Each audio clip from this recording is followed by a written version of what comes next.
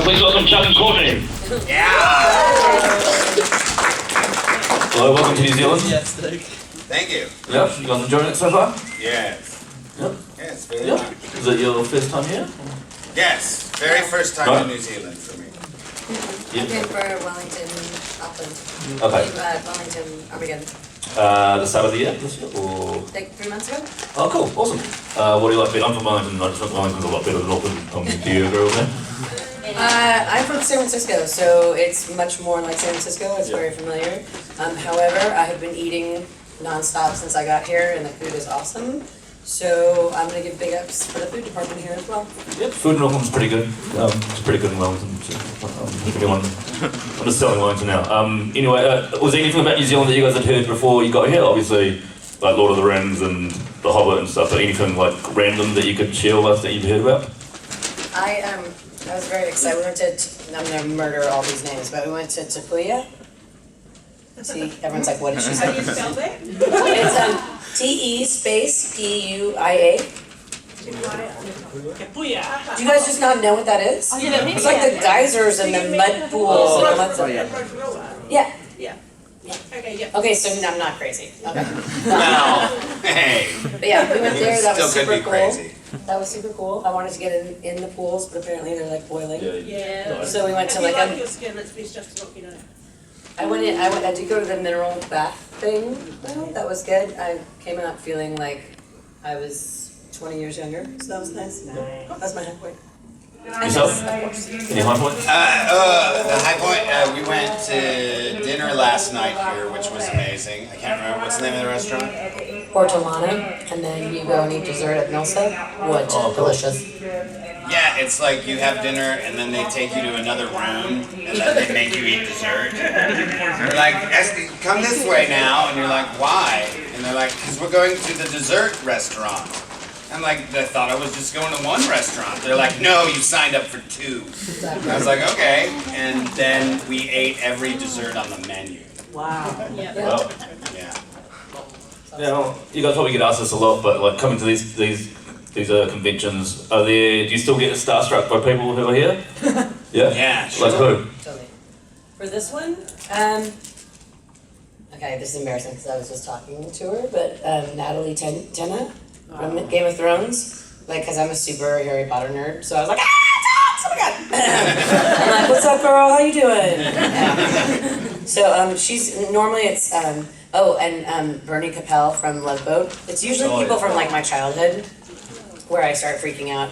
I did. Oh God, has anyone seen With Nell and I? Do you know this movie? Okay, so it's one of the best movies ever if you're like watching movies about drunk people. But the guy who played Paul McGann, he was also Doctor Who for like the movie, I think. Oh, wow. He was at one and I freaked out. He was also on Luther, if you guys watch Luther, which you should because Idris Elba.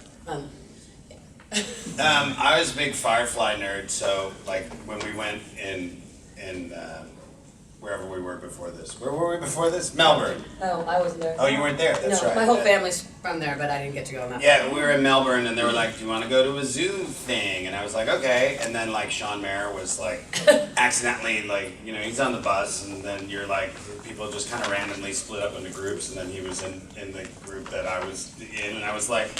It's like, God, this guy looks familiar. And then he went to the bathroom, and when he was in the bathroom, I went, Firefly! And then he came out, and I was all chill and cool before that. But then he walked out, and I went, Firefly, hi! He's such a nice guy as well. Like we interviewed him yesterday. He's such a good dude. Yeah, and now we're like friends. We've hung out the whole time, and now it's like, I nerd very, very quietly on him. Is there anyone who you just don't like that's here?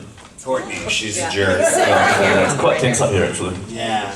No, No, but you everyone's know cool. who I thought, okay, so here's a funny story. So when I got into voiceover, I started in commercials, and then I did promos, so, like, coming up next on that thing. My first promo job was actually for a show called Titans, which was like a nighttime soap opera that had Casper Van Dien and Yasmin Bleeth and all this stuff, so, like, really, so I got on the bus to go, and there was Casper Van Dien, and I thought, because he's super good looking, like, I was like, oh, this guy's gonna be a jerk.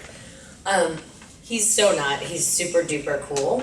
And so he turned around, he's like, hey, what's up? Ugh. He's like being all goofy and stuff. And then I couldn't help it. I had to like lean over and be like, I just want you to know that my first promo job was for, and he was like, oh my God, Titans. And I was like, yes. And so I leaned over and I'm like, Titans will be right back because somebody needs a spanking. Which was what I had to say. Yeah. And he was like, yeah, that show sucked. And I said, yeah, but you helped pay my rent indirectly, so thanks for that. High five, dude. So yeah, I thought he was not, I don't know. Yeah, Casper was different than I thought he would be. He Yeah. was way goofier. He's a total funnier. goofball. Yeah. Very good looking. Yeah, He doesn't care. Too much. Yeah.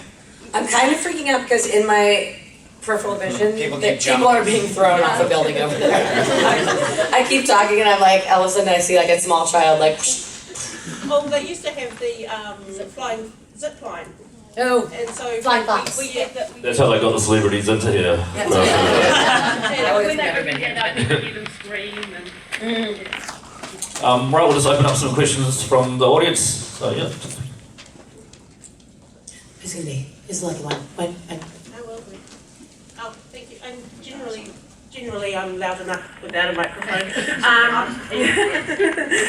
Okay, so what has been both of your favourite jobs? Like, I know it might be like picking favourite children, but so which is your favourite? Okay. Probably my favorite, because I've done lots of different things. My favorite job ever is directing movies that I write. That's my my first one that I ever made and wrote and directed just got picked up for distribution. Not in theaters, but it'll be digital. And if it can make its money back, then all the investors will pay for the next one. And then I get to make movies again, which is sort of the end goal of my life, is just to continue making movies. And the first one's great. It's a musical comedy about September 11th. Well, nothing funnier than that day. And so I like to make off-color, dark comedies, I guess.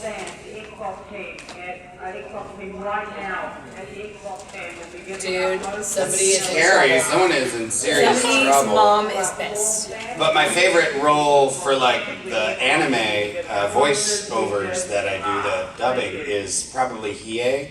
And that's because I'd never been to a convention for anime until Hiei, and I didn't know that it was, they were like, hey Chuck, we're going to take you to a con. And I was like, okay, what's a con? And they're like, it's where people cosplay. And I was like, start using English words. And they were like, I was like, what am I going to do? Pass out flyers? Like, here, watch my show, Yu Yu Hakusho. It's a great show. They're like, no, you're going to sign autographs. I was like, you're stupid. And they're like, no, really, you're going to sign autographs. Your first autograph session is for 4 hours. And I was like, no one's going to show up. You don't understand. Because I've been in the business for like 15 years, and I was like, I don't think you know how autographs work. And I was really stupid. And then they sat me down at a table and they were like, okay, here, you're gonna sign for a long time. And I was like, they queued the line up away from so there's no one at the table. And I was like, see, there's no one here. And they're like, no, that is your line over up there, all the people hanging on the ceiling. And then, the first autograph I signed, it was like I was signing a check in my checkbook. Totally. I was like,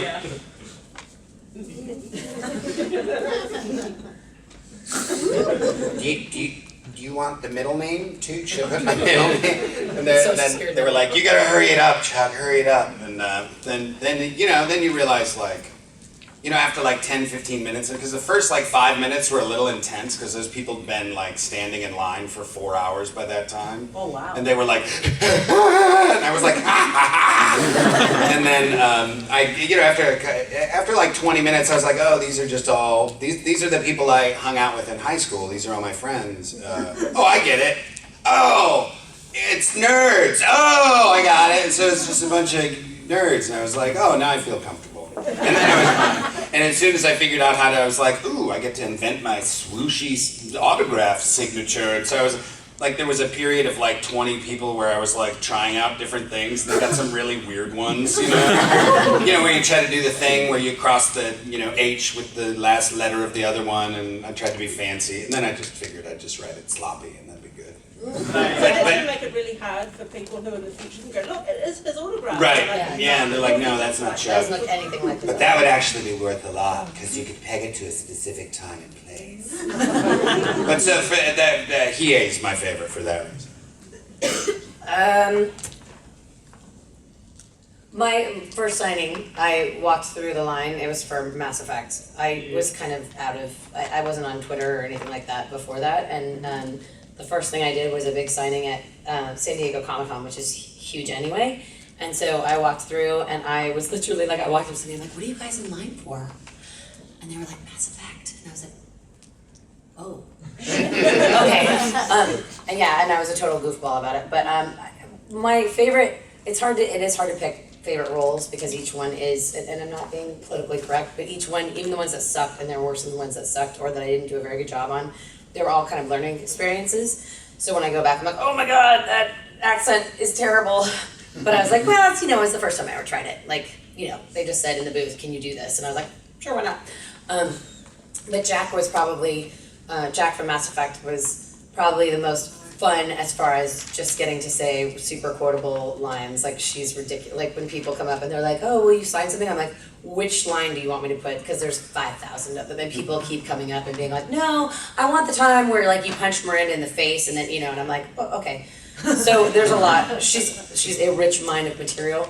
But one of the favorite aspects of my job actually is I've started working with a PR company that has been setting me up with programs like Saving Our Daughters. And so I got to Skype with a classroom of high school, like 15-year-old girls, the majority of whom are Muslim and are in Texas, which, if you don't know anything about America, that's not the friendliest, place probably, no offense.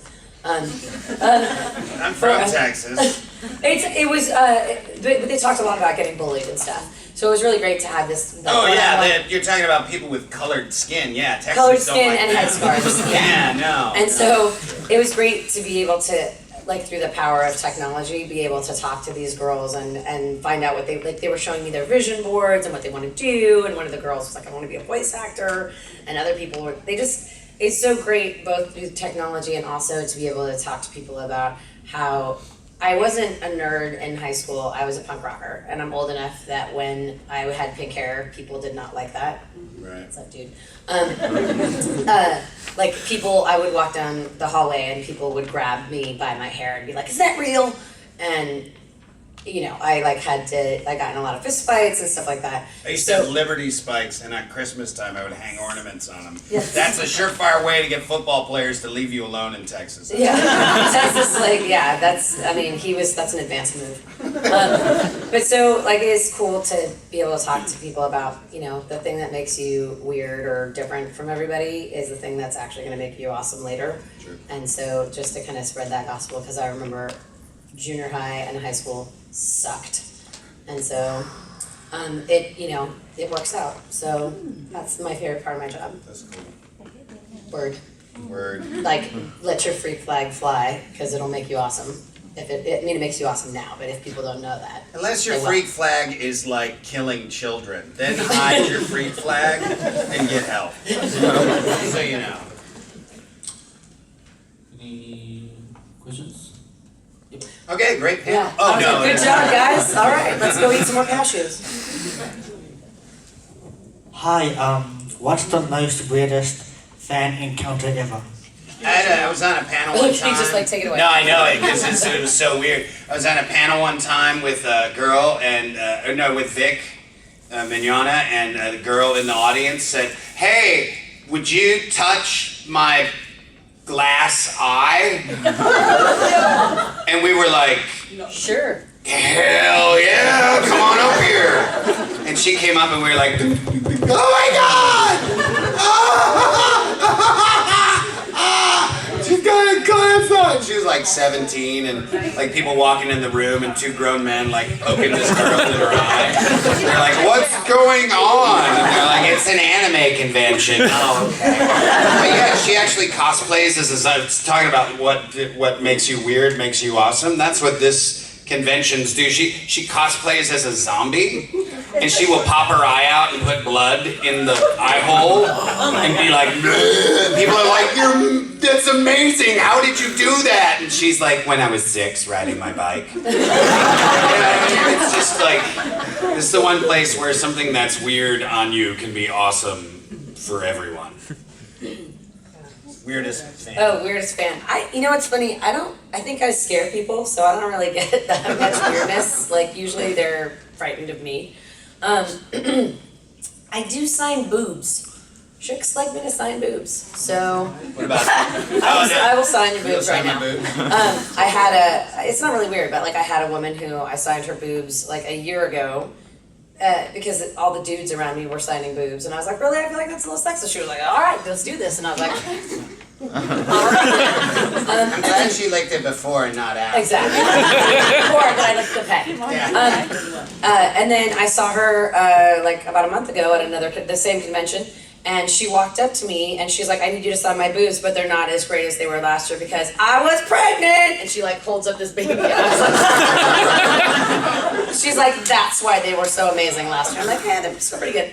So I said, like, so she's like, we're gonna just every year we're gonna meet at Dragon Con and I'm gonna sign her boobs, and like, you know, in 30 years I'm gonna be like, totally, swing it up here, honey. Yeah. But yeah, no, generally I scare people.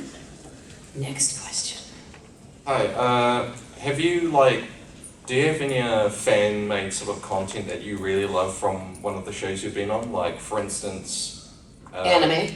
Or yeah, anime, anything you've been on, like, for instance, like some of the Team 4-star... Yeah, DBZ Abridged, that stuff is awesome. And the way they're doing the Android Saga, they're through the Android Saga now, aren't they? Yeah, but the way they did Android 17 was awesome. Those guys are amazing, and that's one of the... You know, I tell people are like, how do I get into this industry? How do I do what I love for the rest of my life? And you know, sometimes people are like, I want to do voices, I want to do, you know, you want some part of this world, whether it's like, I know, I'm going to set up a giant, you know, scaffolding and throw people off of it. That's going to be my job, and I'll go around to conventions all over the place and throw people onto an airbag. Whatever you want to do, you can, because like the Team 4-star guys, they started out like, let's just do something fun that we would do for free forever because we think it's hilarious. And if you have something like that, the convention, all sorts of conventions, you know, there's tattoo conventions and knitting conventions. Bowling conventions, there's sports conventions that are specifically geared towards people who draw pictures of sports things. So like, if you find the thing that you love and you would do it forever without ever getting paid for it, you can do that and then get paid for it. That's sort of the new economy, the whole sort of old, like, I gotta find the corporation I want to work for and have them be my parent and or teacher / principal for the rest of my life. I mean, the whole school system was set up to program children to work in the Industrial Revolution, to work in factories. That's why there's bells, that's why you sit in the desk. It's a, you know, all that stuff is really unnatural. What's natural is creativity and finding out what your purpose is inside, whether it's speaking to classrooms across the globe and telling other kids that it's okay to be different or whatever it is you want to do, you can find that thing and just do it. So to that end, all fan-created stuff I'm totally in support of. I like, what's new and fresh is that I'm doing Fallout 4, and it's a particular group of fans that have a very wacky sense of humor. So I'm really into, although I've enjoyed a lot of the like fan fiction stuff from Mass Effect, this new era for me is about these crazy photoshops that these guys do with like my face on weird things. Like do you guys know Fallout? Do you know anything about Fallout? Okay, so there's a guy, Todd Howard is like the dude who makes Fallout, right? So I said something about how charismatic he was, and I was like, oh, you know, and off the cuff said, yeah, you know, he's one of those guys who can kind of like sell you anything. Hell, I'd let him baptize me.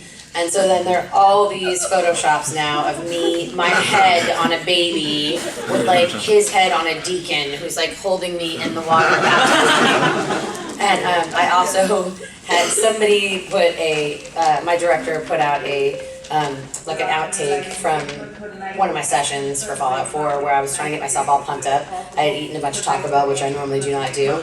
And so he caught me on audio saying, I'm sorry kids, cover your ears, because I'm going to swear right now, okay?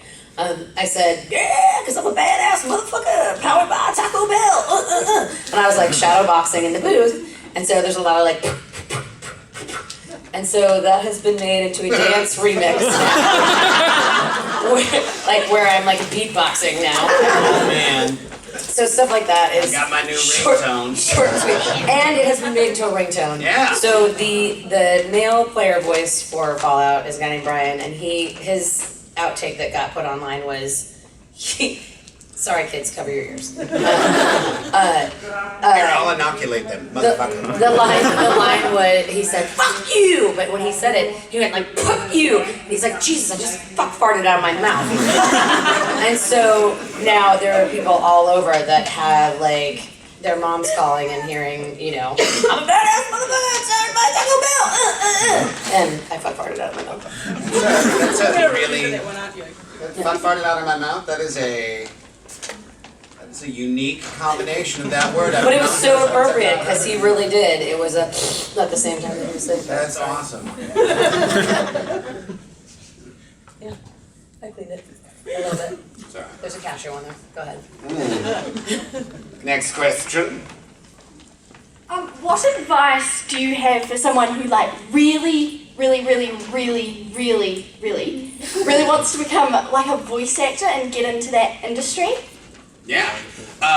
Well, like I was saying, you know, going off of what the thing I was saying about fan created stuff. If you're in Auckland, I don't know what the industry is like in Auckland. Limited, yeah. Limited. So you're probably going to have to try to create your own stuff and get it on YouTube and get a following that way and go to conventions and promote it from the ground up. If you want to get into the standard voice acting industry like anime and video games, the best way to do it is to illegally immigrate into the United States. Marry one of us. Marry someone. No, however you can get into the United States to be an actor as a New Zealander. I don't know how that works. But then you would live in the Dallas-Fort Worth area or the Los Angeles area. And in all honesty, Dallas-Fort Worth is a lot cheaper and there's a lot more supporting jobs that you can get in the DFW area. One of the things I've noticed about California is that there are two levels. People who make it and people who haven't yet and are extremely, struggle a lot. So it's like California kind of weeds out the middle. There's not a lot of middle ground in the LA industry. Whereas in Dallas-Fort Worth, you can have people who are like, oh, well, I work this other job and I do this thing. But if you want to be an anime voice actor, be the best actor you can be in the Dallas-Fort Worth area or in the LA area. And eventually you are, the way you get any job is you're at, like the way I got into anime, I was at rehearsals and a buddy of mine came in and said, hey, you should go audition for this Dragon Balls thing. And I was like, Dragon Balls? That sounds like porn. Like, no, it's Japanese anime. I'm like, then it's definitely porn. And he was like, no, go audition for it. So, like, because I was at that rehearsal being a working actor, a dude who was a friend of mine said, hey, here's this guy's number, call him for an audition. And that was back before Funimation was putting their audition notices in, like, the back of Guns and Ammo magazine. Like they had no idea how to do to audition the right way. So and that's the other thing to know about getting into the industry. There are independent gamers and independent designers and animators probably all over this city. Figure out where they are, take workshops, work with them and get your voice attached to something that is free and maybe it blows up into something huge later on. That's the short and long answer from the Dallas-Fort Worth perspective. What he said about, you know, while you're being an actor, I can never, people always say, like, I do a really great, like, Goofy voice, and I'm like, Goofy's taken. Actually, there's somebody doing that voice, so go find your own voice. Like, do the thing that you do the best, instead of trying to, it's great to have, you know, if you like imitating other people's stuff, but the chances of you getting a job out of it are usually pretty slim, because those people want to keep those jobs. So like find your thing, your signature voice that you do. And I mean, I started out, I was in theater school when I started doing voiceover. I actually got turned down for a theater program I was applying for. I had vocal cord notes because I ran a boxing gym and I yelled a lot. And so I had a very scratchy, textured voice, kind of like I do now. And I went in to apply for school. I had to do a contemporary and a classical monologue. So I did my Shakespearean monologue, and the guy was like, I would never accept you for my master's program with that voice. Your voice is terrible. It will never project to the back of a theater. You'll never play Juliet. I was like, that actually wasn't the role I was going for, but okay. And I was really upset, but I went back to my voice and speech teacher. She said, I think you have a cool voice. You should check out voiceover. And I didn't even know what it was. But my point being that I was already in the midst of learning, I already knew about Shakespeare. I was taking classes, voice and speech classes. I was taking scene study classes. The thing with voiceover, once you do get the opportunity, the thing that makes you good at it, all the same rules apply from on-camera acting. So it's not like you just get into a booth and like start making goofy sounds, although that helps. You still need to be able to like break down a scene, and it's a little bit harder because there's not somebody else there. Right. So all of those acting things apply. I would say if you can take improv classes. A lot of the times when I'm in the booth, they will throw me something. I do regular show, which I don't. Do you guys watch regular show? Anybody? Yes. Okay. So regular show, if you look on IMDb, I have like 14,000 roles that I have played on regular show, because they would like literally we go in there and they're like, today you're gonna be the girl on MasterChef who gives away the prizes, and she's Japanese. And I'm like, I actually didn't audition for that. And they're like, too bad. What'd that one sound like? What did it sound like? On the spot. It was like, you have won a prize. Oh, I'm the last person that needs to be doing that. But I've come in and they've been like, by the way, you're also going to do a little Mandarin today. Where I was like, what? I don't speak Mandarin. And they're like, we're going to give you line ratings. And so improv stuff and being not very self-conscious, except for when you're sitting here with Chuck. That kind of stuff helps too. A lot of the stuff that you do, you should be learning outside the booth, because you won't have time to learn it in the booth. When you do start working, they will throw you all kinds of stuff. Yeah. And you will just be like, yeah, absolutely, let's do this thing. So act your ass off, take classes. Any chance you Be get, awesome. fail quickly. One of the things I always tell And people completely. is, like people think like in order to succeed, like I wanna be a brain surgeon. Well, great, go fail at it quick, not cut something else. But I mean, like, what's the first step to being a brain surgeon? Applying to medical school or whatever, doing good in science class. If you want to be anything, don't wait for permission from anybody to do it. Just go do it tonight. When you leave this room, start being an actress. Stop saying, I want to be an actress. Say, I am an actress. That will be the first step. To declare yourself an actor or actress. Like, I am a voice actress. Well, what have you done? Give me a minute. I'm going to do something on my phone right now and upload it to YouTube, and then boom, you're a voice actress. I mean, take your shoe, draw a face on it, be like, hi, I am Mr. Shoe. 10 billion hits later, you roll around naked in money and be like, I'm rich. That's how it happens. I mean, it's just that easy. Is that why I'm not rolling around naked in money? Is that Mr. Shoe? No, but being a dilettante in anything, you're not gonna, give it the same respect. I mean, as much as I love his Mr. Shoe thing, where you voice a shoe and put it on YouTube and then you roll around in money, generally, not true, but I mean, it's a lie. You fail quickly But you should be out there failing because and trying, go big or go home, but also treat it with the respect that you would treat anything else. Like mastery is mastery across the board, and the people that you guys think are like, oh, that's that person, Jess Harnell, Tara Strong, Jennifer Hale, people like that. Nobody just waltzed in and was like, hey, I just thought this would be really fun to do, and I picked up a mic, and all of a sudden, everybody put a ton of hard work into it. Yeah, everyone's the craftsman. Everyone's an actor. Yeah. So you gotta be an actor. So it's like bounced around, I guess, anime. I'm just wondering. No. What? Just him. I'm just wondering what keeps you coming back to it. Money. The anime has been very kind to me. The conventions are very awesome to go to. I get to, travel to New Zealand and meet fans of the show. But honestly, actors pretty much, if it's a quality situation, we will work for anybody. And even if it's not. Sometimes when it's not a quality situation. Yeah, so anime is one of the mainstays in the Dallas-Fort Worth area to, maintain a presence in a certain, venue. And then there's video games, and there's TV and film and theater stuff too. And most people do a lot of different things. Some people find a niche and just hold on to that one thing, but most of us have multiple ways of making an income. Yeah, jack of all trades. I do everything except anime. Anime won't have me apparently, but I'm practicing in my high squeaky voice. Try. You know what I can do? I can do the when they like jump down. They're like.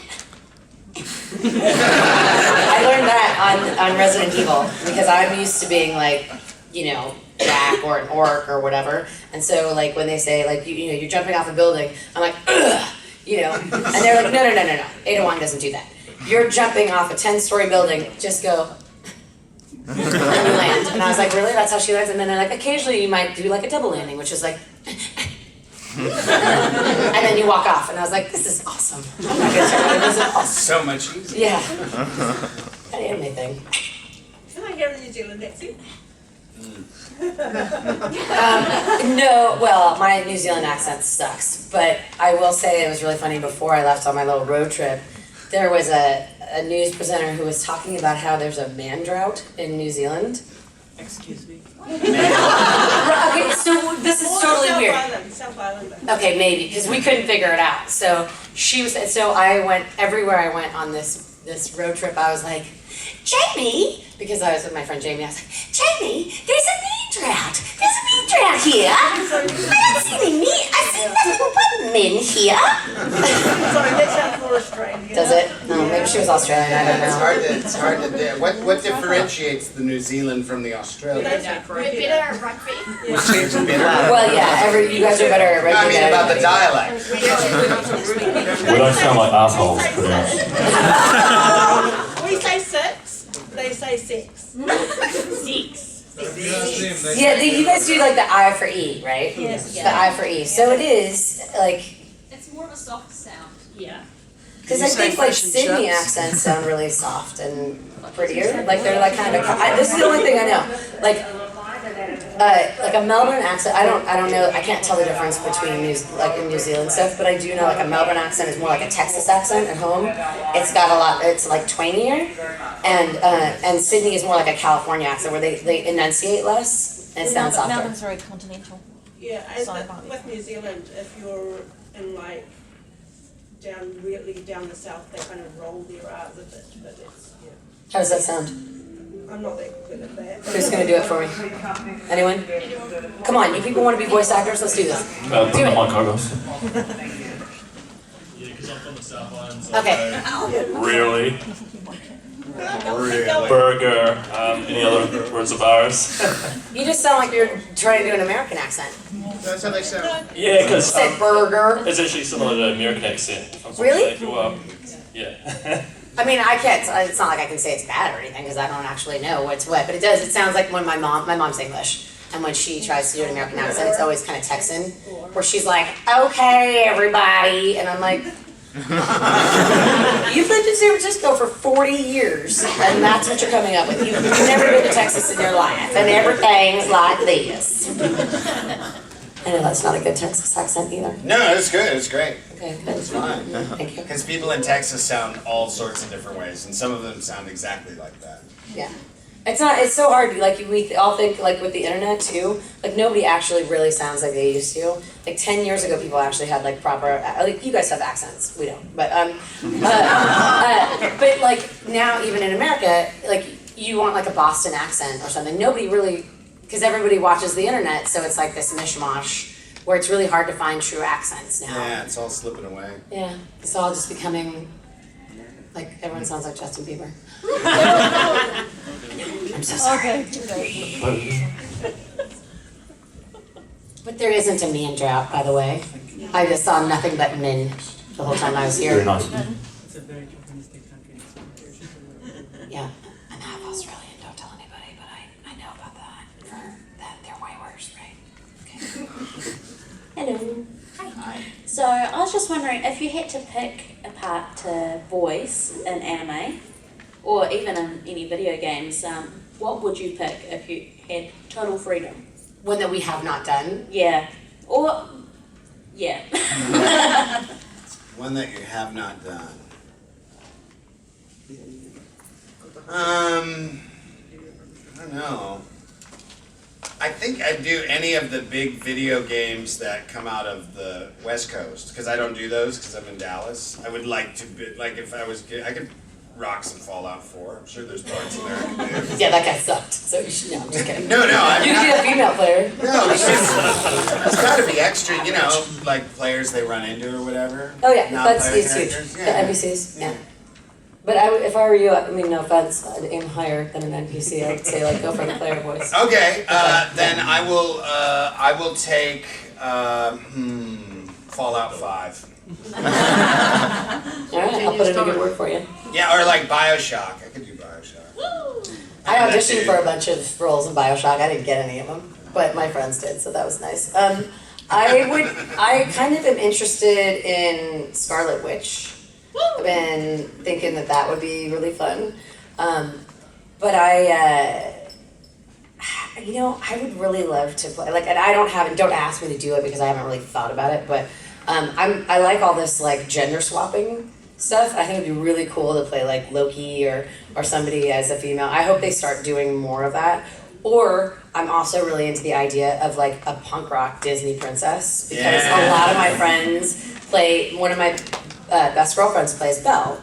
And so like everybody's like swanning around, you know, like, oh, we're princesses, and I'm always like, I can't do that voice. So I would really like it if they would do like a little punk rock princess chick. That'd be cool. Yeah, So like I'd do it. Stitch, the princess. Yeah. So I'm, putting it out there to Disney to like, bump it up and I have have something a little more like a that- skateboarding princess. I have that same thing. I don't have the hero boy voice that like the Todd Habercorns or Vic Mignognas have, and so I don't get the. I can't do that. I just sound like a tranny. I just can't do it. I can't be the hero boy voice. Yeah, ahead. question? Hi Chuck, hi Courtney. Hi. I'm Elliot. Hi, I Elliot. had a question for you guys.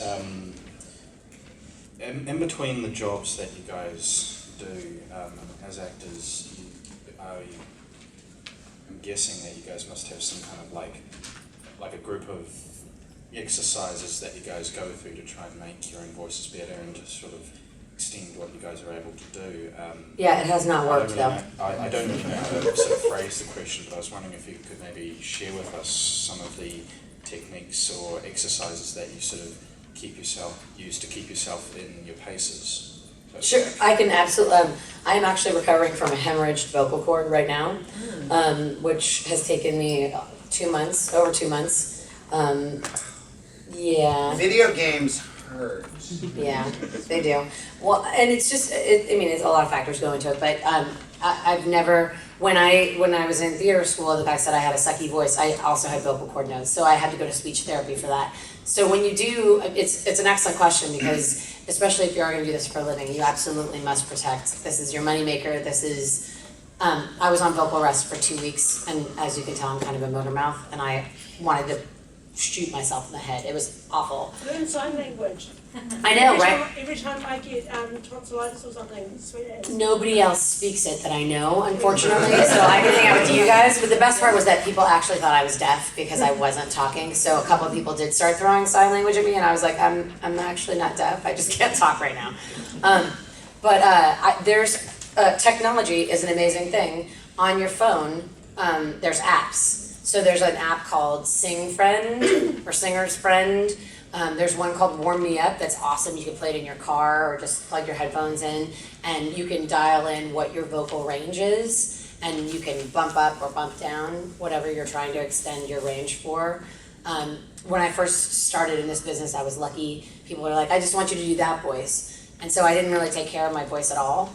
And now that I've been doing more games and animation and stuff, like they really do want you to be able to come in and do younger voices and stuff like that. And I absolutely have to warm up because I can't pitch up that high. So those are two things that I think are great. Also warming up in the shower, singing. Your neighbors will hate you if you sound like me, but too bad. Yeah, I always tell people that one of the things they've done a study on the human body, and the most stressful thing you can do to the human body is, in terms of an occupation, is to land a $40 million jet aircraft on an aircraft carrier at night in the middle of the ocean, risking your life and the lives of several crewmen on the deck. And right underneath that is speaking in front of a group of people. That's the second most stressful thing you can do to the human body. So we take first graders and we say, go ahead, land an aircraft on an aircraft. That first time you have to get up and give a book report, and you're like, I like Charlotte's Web because I'm peeing in my pants. And we wonder why we literally traumatize children from a young age because we give them no coaching, no technique, no skills. And that's why some people, typically I studied a lot of different voice and speech techniques, and Freeing the Natural Voice, Kristen Linklater's work, was all about finding those sort of emotional places that stopped you when you were young and learning how to speak through them. And so when I tell people, because you're kind of past it, you've had all your emotional hits on your voice, which is very connected to your personality. We all think of all the things that people have said about our voices. Oh, you sound, oh, shush, be quiet. Oh, God, your singing is horrible. All the critiques. And then when you hear yourself on a tape, and you hear yourself for the first time, and you're like, oh, God, that's not me. No, that is exactly how you sound. And so getting used to how your voice actually sounds, being comfortable with yourself, they're kind of one and the same. So when you can learn to speak in front of a group of people, when you can take the opportunity to do that and know you're not going to die and know that you're going to survive it and you can do it again and again and again, it makes you a different class of human being. Because most people would prefer never to speak in front of a group of people. So if you can take every opportunity you have to speak in front of a group of people, whether it's at a city council meeting or just at your anime club, I'm going to get up and give a talk about something. But one of the best things you can do, and everybody can do this, and it's so simple, is that you pick a tongue twister. There's tongue twister sites on the internet. Pick one and have that be your tongue twister for the next, however long it takes for you to perfect it. She stood on the balcony, inexplicably mimicking him, hiccuping, and amicably welcoming him in. So you pick one, or you pick a small one, like Peggy Babcock, which is my favorite one to give out, because it's hard to say 3 times in a row. Peggy Babcock, Peggy Babcock, Peggy Babcock, and that's because you're going from your front to your back to your front to your back. So if you can pick a tongue twister and always start incredibly slow until you can say it perfectly, and speed it up until you're a genius at it, what happens then is when you get up in front of a group of people and you're nervous, what typically happens is the adrenaline kicks in and your muscles start quivering, and that includes the musculature involved in your voice. And if you do tongue twisters, you're going to have a stronger musculature behind the words you want to say. And you're also going to have the sort of muscle memory of how you were biting on those consonants. And one of the things we always think of in the theater when we go up or we're not focused or our voice is going away is we bite our consonants. We sort of rest on the consonants of the words, and it helps you get through a thought or a moment. So I would recommend tongue twisting yourself into awesome speech. 3 claps. Over there.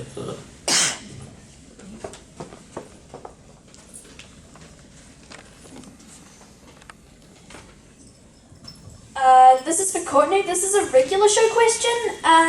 Do you know about any other future scripts where it's going to show Muscle Man and Starla's married life coming up? Because I saw the episode where they got married and, well, not much happened because of the whole Mordecai, CJ, Margaret love arc, and it kind of took over the whole thing. So I want to see, something more in-depth about both those two. Well, I can't give any spoilers, unfortunately, I know.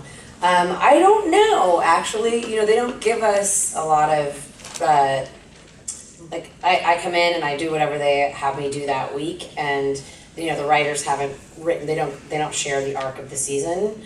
with us. I can tell you that there is a continuation. I can't tell you what it is, only because I have overheard some things. But nobody's calling me and being like, hey, just so you know, this is what your character's going to be doing. I hope that they will explore it more. Someone is practicing their tongue twisters.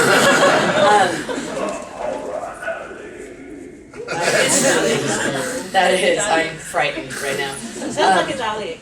But yeah, I don't know. You know, the best thing you do is you can hit up all those people, Calvin Wong and JG Quintel and all those guys on Twitter. Yeah. For all questions, if you guys want us to come to a particular place, if you want us to see more stuff, it's always great to get on Twitter and you can reach these people directly and ask for what you want, because I can ask all day long and they will be like, oh, annoying actor, so surprising. But really, fans. I mean, Mass Effect 3, they redid the ending because people didn't like it. So you guys have a lot of power.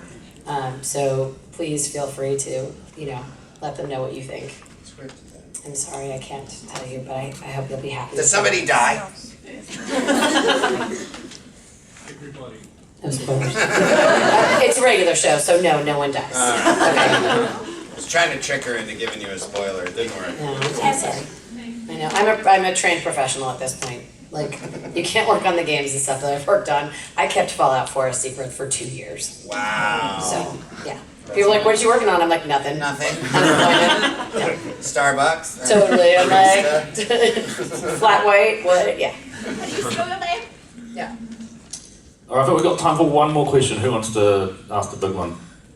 Come on, you guys. Who wants to take it on home? I will. No pressure. I'm not quite as loud as her. I heard a really cool question yesterday and I've decided I'm going to steal it. If you could have an everyday superpower, what would it be? Clearly, Chuck has Hers is already... actually putting anyone off key singing. If I sing, everyone else goes off key with me. So, you know. Oh, that's cool. An everyday super. I actually have an everyday superpower, and it's based on the science of morphic fields, and it's that the science of morphic fields. One of the longest running science experiments in history has to do with the sense of being stared at. You can tell when someone's staring at you. Everyone's kind of had this experience where you turn around and I do this game in the airport where, because I get to the airport early, I play a game I call a smile game, which is where I sit down and somebody's walking by and I just stare at them. And I stare and I stare until they turn around and then I go. And I try to get like 7 or 8 people to turn around. It's absolutely correlative. You can totally feel that. So what I've expanded that into is the ability to move through convention crowds with the ease of a ninja. And what I do is I direct my eyes, because in a convention, everybody's kind of like a toddler, right? They're kind of like, I don't know what it's so shiny, and there's no real clear direction as to how that crowd's going to flow. So if you direct your eyesight towards people's sort of heart fields so that they can feel that they can feel that eyesight coming through and they'll just ever so slightly. That's called their chest, and it's creepy. If you stare at people's boobs, you can get through the crowd more easily. But that's my everyday superpower. You can try it yourselves. It says moving through conventions. Yeah, I can slip through. We were at San Diego Comic-Con and the bathroom was all the way on the other side of the thing, and I would get up and I'd be like, I'm gonna go to the bathroom, and I would like, phew, and then go, phew, and come back, and people were like, no way, and I was like, try to follow me, and then like had artists, because Jessica, my wife, was tabling, so I was just sitting with her, and I had artists try to follow me, and I'd be like, zip, and they'd be like, he's a ninja. So you direct your eyesight. I think mine is just honestly never having to pee. Never having to pee because it's the biggest pain in the ass for anything I'm doing that's fun, and especially at conventions and stuff. Like I don't ever actually want to go pee. Now I know you, so now I know I could go back and forth really fast. More quickly. But yeah, in general, like I usually have a lot of gear on. I have like belts and crap like that. I mean, this is probably from when I was a punk rocker in high school. I was kind of a camel that way too because you have like tons of spike belts on and stuff like that. So yeah, I'm way more efficient if I don't pee. If I don't have to get up and like go do the thing. So that would be my everyday superpower, or learning how to cook. Superpower, but I mean, well, it would be for me, because I can't cook. I'm a terrible cook. So there's that. Like, I'm getting my kitchen redone while I'm here.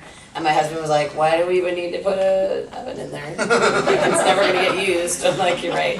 I lived in New York for like a year and I kept shoes in my oven. That's the story. That's such a New York thing. Yeah, shoes in my oven, and I had like some nail polish in my refrigerator. So it's, yeah, like there's nothing that, Nail polish always looks better from the fridge anyway. yeah, and like storage is, there's It's none limited. anyway, so yeah. Limited space. Exactly, when you have an oven full of shoes. All right, guys, please do it up for Chuck Courtenay. Yeah.